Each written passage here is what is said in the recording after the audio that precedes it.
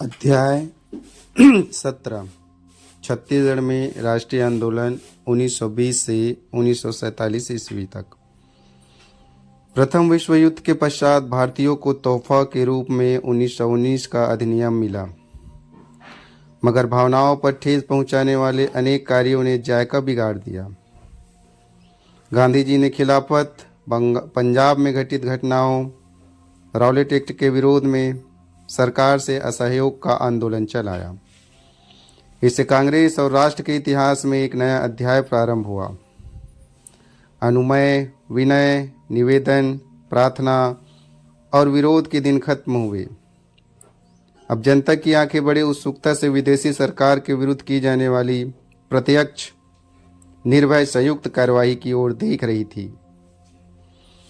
गांधी जी ने पहले ही स्पष्ट कर दिया था कि असहयोग आंदोलन काउंसिलों, अदालतों और शिक्षा संस्थाओं के बहिष्कार से प्रारंभ होगा, लेकिन उसका विकास होगा देश के असैनिक और सैनिक प्रशासन से सहयोग में, और उसकी परिणति होगी कर देने से इनकार करने में। 1 अगस्त 1920 से आंदोलन प्रारंभ करने का निश्चय किया गया। सरकार को यह खुली चुनौती दी।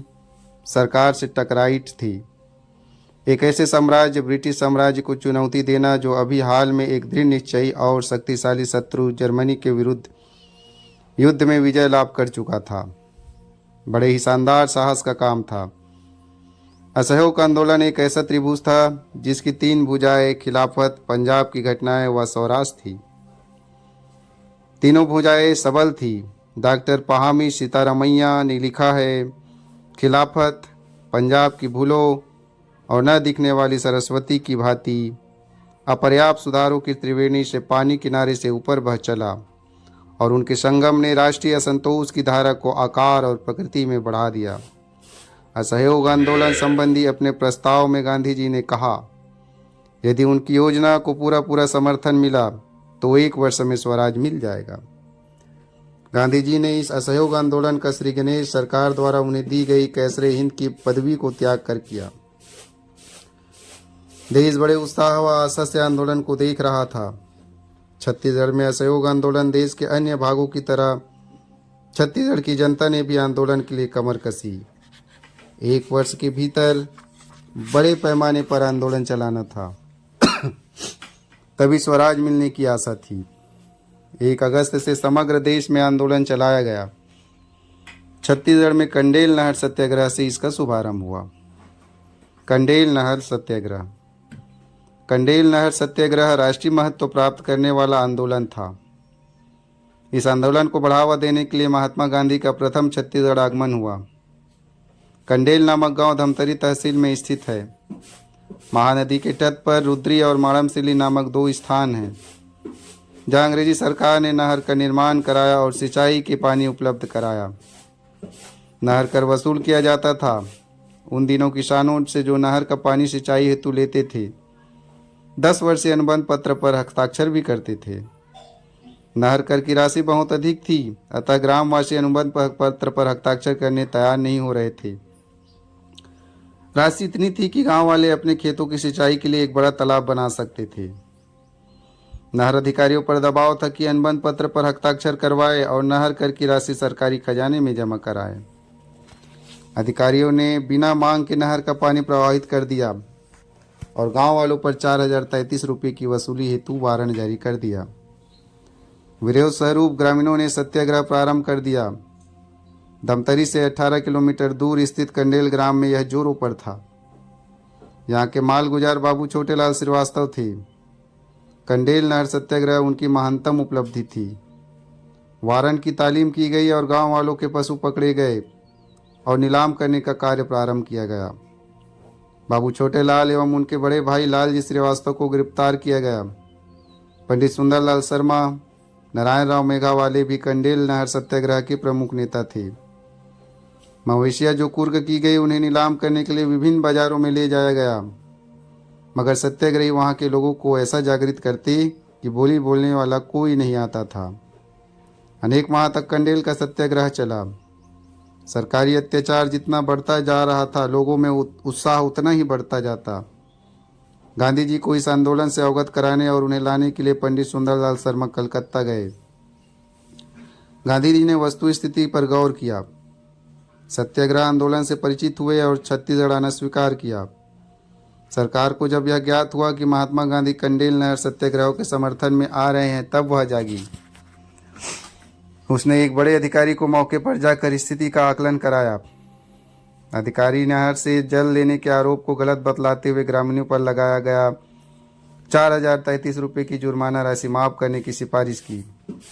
सरकार ने जुर्माना माफ किया, ग्रामीणों के जानवर वापस लौटाए गए। इस प्रकार से कंडेल नहर सत्याग्रह सफल रहा। नत्थूजी जगताप का सहयोग व संचालन भी महत्वपूर्ण था। गांधी जी के आगमन से पूर्व ग्रामीणों की मांगें मान ली गई। असहयोग आंदोलन को देश में 1 अगस्त से प्रारंभ होना था। छत्तीसगढ़ में भी अगस्त माह से ही कंडेल नहर सत्याग्रह के रूप में यह असहयोग आंदोलन प्रारंभ हुआ और कुछ महीनों में ही सफल होकर देश के राष्ट्रीय आंदोलनों में प्रमुख आंदोलन के रूप में गिना जाने वाला सिद्ध हुआ। धमतरी अंचल के लोग व नेता इस कार्य हेतु प्रशंसा के पात्र हैं।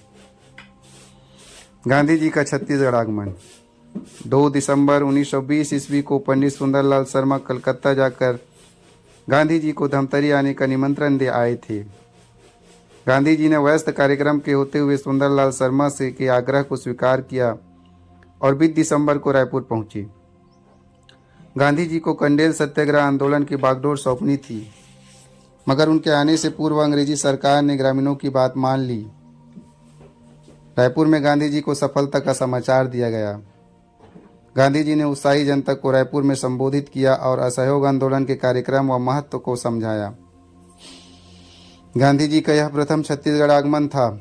इस दृष्टि से इसका महत्व काफी था, ऐतिहासिक महत्व का था। 21 दिसंबर को गांधी जी धमतरी पहुंचे। वहां भी उत्साहपूर्ण वातावरण में उनका स्वागत हुआ। मंडई बंद चौक में सभा हुई। 1 घंटे तक गांधी जी ने उपस्थित लोगों को संबोधित किया, सफल सत्याग्रह हेतु बधाई दी। धमतरी के जमींदार बाजीराव कृदन ने तिलक स्वराज फंड हेतु 501 रुपये भेंट की। कुरुद में भी गांधी जी का सम्मान हुआ। सभा हुई। रायपुर में आनंद समाज वाचनालय के समीप सभा हुई। महिलाओं की इस सभा में तिलक फंड के लिए 2000 रुपये एकत्र किए गए। गांधी जी के इस प्रथम छत्तीसगढ़ यात्रा के अंचल में लोगों का उत्साहवर्धन किया। गांधी के दर्शन व उनकी वाणी के श्रवण से अंचल में राष्ट्रीयता की भावना बढ़ी और राष्ट्रीय आंदोलन बलवती वेगवती हुई।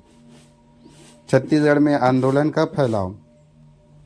महात्मा गांधी के छत्तीसगढ़ प्रवास ने यहाँ अभूतपूर्व उत्साह का सृजन किया। रायपुर में जिला कांग्रेस कमेटी का विधिवत गठन किया गया। बैरिस्टर ठक्कर इसके अध्यक्ष और पंडित रविशंकर शुक्ल सचिव बनाए गए। सदस्यता अभियान का सकारात्मक परिणाम निकला। बड़ी संख्या में आशातीत परिणाम में लोग कांग्रेस के सदस्य बने। सशक्त संगठित राजनीतिक दल के रूप में कांग्रेस का स्वरूप सामने आया। विदेशी वस्त्रों का बहिष्कार किया गया। शासकीय विद्यालयों, सेवाओं, सम्मानों, उपाधियों का परित्याग किया गया। असहयोग आंदोलन को गांधी जी के नेतृत्व के कारण प्रबल जन समर्थन मिलने लगा। गांधी जी के द्वारा बताए मार्ग पर चलने का प्रयास किया गया। छत्तीसगढ़ में भी बहिष्कार आंदोलन ने जोर पकड़ा। महिलाएं भी आंदोलन में सम्मिलित हुई। विदेशी वस्त्रों का त्याग किया गया। शराब दुकानों पर धरना दिया गया। 5 फरवरी 1921 को शासकीय सलाहों का बहिष्कार करने वाले छात्रों के अध्ययन के लिए राष्ट्रीय विद्यालय स्थापित किया गया। 5 फरवरी 1921। माधवराव सप्रे की भूमिका महत्वपूर्ण रही। पंडित रविशंकर शुक्ल ने भी इसके संचालन में सहयोग दिया। वकालत छोड़ी। असहयोग आंदोलन के दौरान दुर्ग के घनश्याम सिंह ने अदालतों का बहिष्कार करते वकालत छोड़ी। 1910 ईस्वी से वे वकालत कर रहे थे। बिलासपुर में ठाकुर छेदीलाल, बैरिस्टर ई राघवेंद्र राव, वामन राव खान खोजी ने वकालत छोड़ी। डी के मेहता भी वकालत छोड़ने वालों में थे। दुर्ग के रत्नाकर झा, रायपुर जिले से नारायण तिवारी, यादव राव देशमुख, रविशंकर शुक्ला, राजनांदगांव जिले से ठाकुर प्यारेलाल सिंह, बलदेव प्रसाद मिश्र, छुई खदान रियासत से गोवर्धन लाल श्रीवास्तव ने वकालत छोड़ी। उपाधि त्याग। रायपुर के वामन राव लाखे ने राय साहब की उपाधि का त्याग किया। जनता ने उन्हें सम्मानित करते हुए लोकप्रिय की उपाधि से विभूषित किया। तिलक को दिए गए लोकमान्य जैसी यह उपाधि थी। बैरिस्टर कल्याण जी, मोरार जी तथा सेठ गोपी किशन ने भी राय साहब की उपाधि त्यागी। काजी शेर खान ने खान साहब की उपाधि का त्याग किया। बैरिस्टर नगेंद्र नाथ डे ने राय बहादुर की उपाधि त्यागी। विदेशी अंग्रेजी शासन ने भारतीय प्रमुखों को राजभक्त बनाए रखने के लिए राय बहादुर, खान बहादुर आदि उपाधियां दे रखी थी। इन उपाधियों का परित्याग यह दर्शाता था कि संबंधित व्यक्ति ने अंग्रेजों के प्रति राजभक्ति त्याग दी है। इस दृष्टिकोण से यह महत्वपूर्ण त्याग माना गया। सरकारी नौकरियों के त्याग की बात गांधी जी ने आंदोलन के उत्तरार्ध के लिए रखी थी, मगर छत्तीसगढ़ के बिलासपुर जिले में यदुनंदन प्रसाद श्रीवास्तव तथा शिवलाल वर्मा ने सरकारी नौकरी छोड़कर नाम कमाया। यदुनंदन प्रसाद श्रीवास्तव तथा शिवलाल वर्मा ने सरकारी नौकरी छोड़कर नाम कमाया। बिलासपुर में आंदोलन का मार्गदर्शन करने के आरोप में बिलासपुर के मजिस्ट्रेट ने माखनलाल चतुर्वेदी को 5 जुलाई 1921 को 8 माह के कठोर कारावास का दंड दिया। 5 जुलाई 1921 को बिलासपुर जिले में अशोक आंदोलन का प्रारंभ रतनपुर से हुआ। सदाशिवराव हरपाल जो युवक था, आंदोलन का नेतृत्व किया। उसे पुरुषोत्तम दास, गोविंद प्रसाद, अमरनाथ, गेंडेराम तथा चमरू के साथ गिरफ्तार कर लिया गया। रतनपुर में दंडात्मक बल का प्रयोग किया गया। कुल व्यय की लगभग 4,000 रुपये में से आधी सदाशिवराव के परिवार से वसूली गई। असहयोग आंदोलन काल के प्रमुख राष्ट्रवादियों में कटघोरा के मनोहर लाल शुक्ला, मुंगेली के गणपत लाल, जांजगीर के हाफिज जी, रतनपुर के बाबू पुरुषोत्तम दास बिलासपुर जिले के थे। कर्मवीर के संपादक पंडित माखनलाल चतुर्वेदी को 8 साल की सख्त सजा मजिस्ट्रेट ने दंड देते हुए अपने निर्णय में लिखा था। जो व्यक्ति जनता की दृष्टि में सरकार की प्रतिष्ठा को गिराता है वह राजद्रोह के अपराध में दंडनीय है।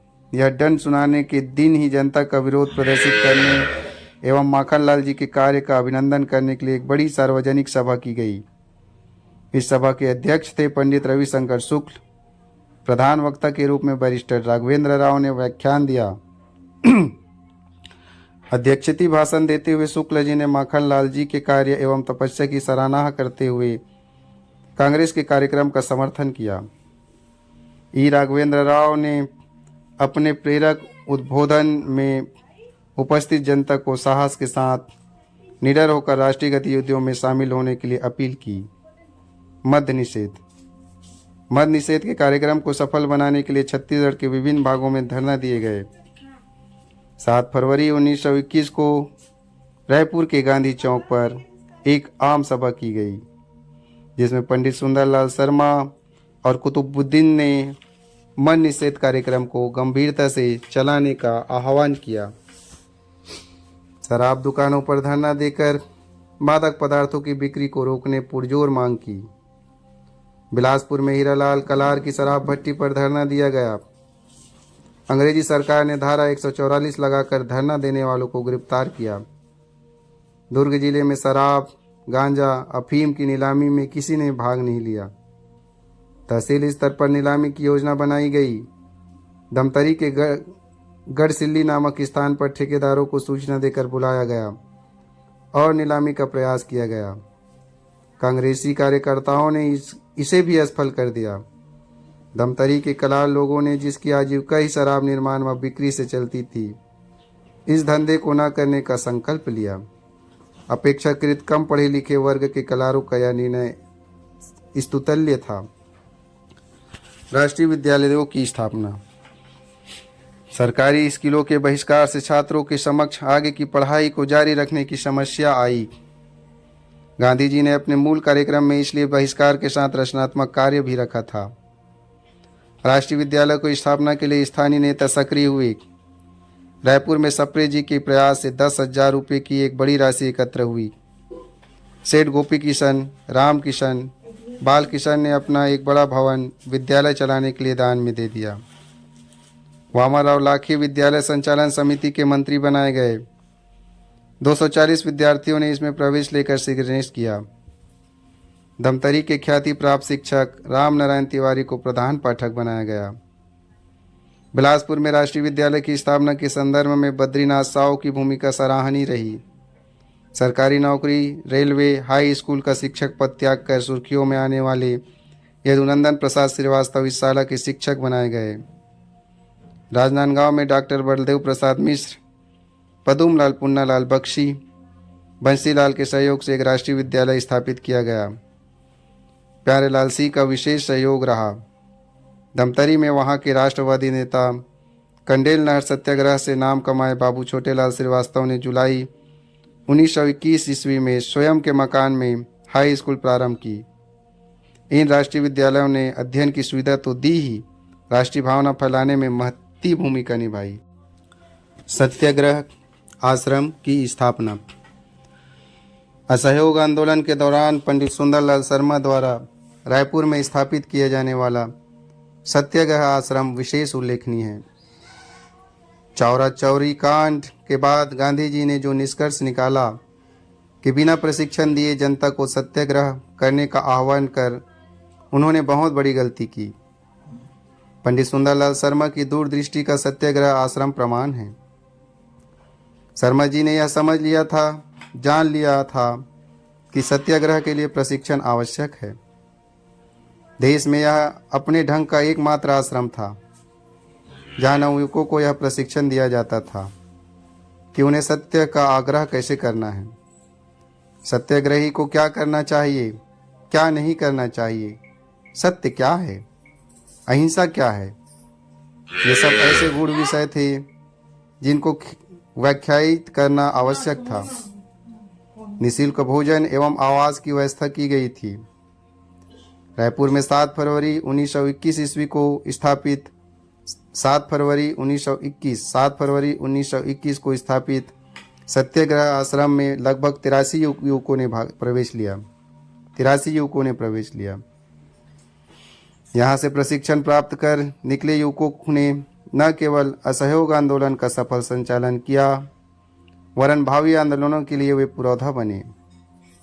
डॉक्टर शोभाराम देवांगन, विश्वंभर पटेल, हरक राम, परदेसी राम, राम दुलारे, श्यामलाल सोम आदि यही से प्रशिक्षण प्राप्त कर निकले लोग थे।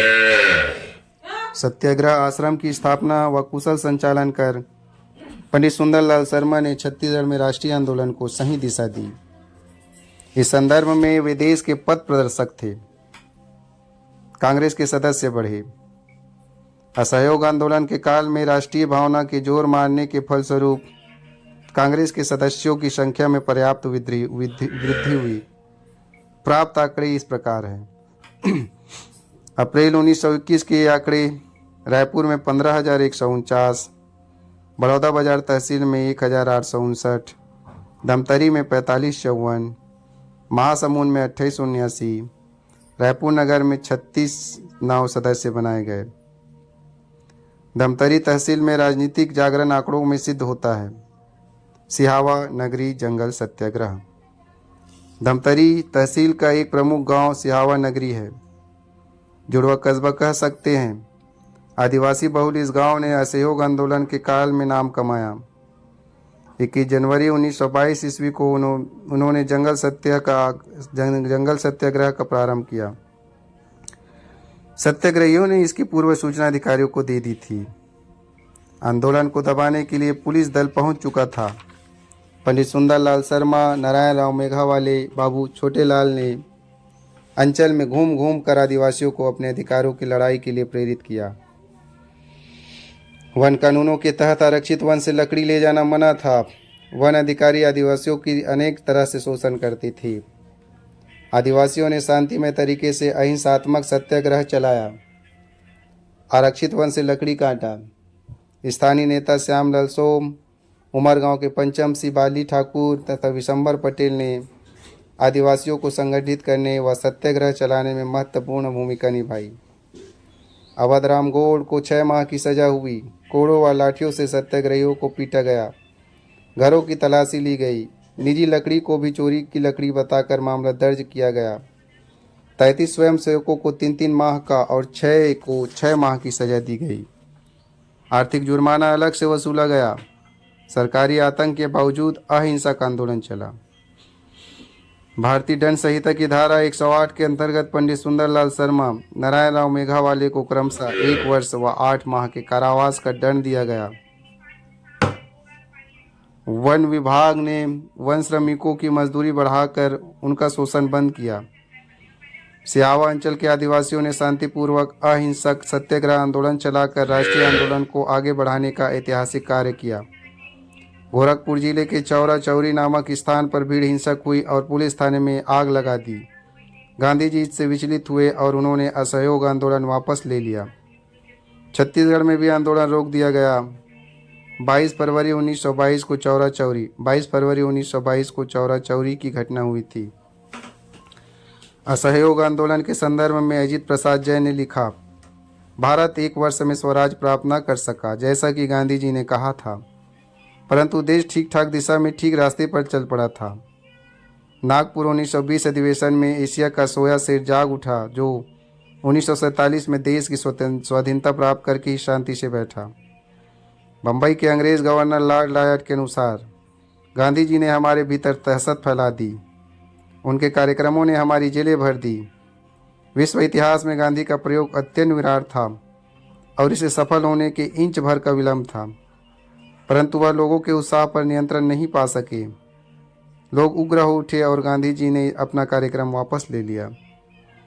छत्तीसगढ़ के गांव-गांव में राजनीतिक जागृति लाने में असहयोग आंदोलन सफल रहा। आज़ादी की प्राप्ति के लिए संघर्ष करने व कष्ट सहने का संकल्प लोगों ने लिया, जो शुभ लक्षण था।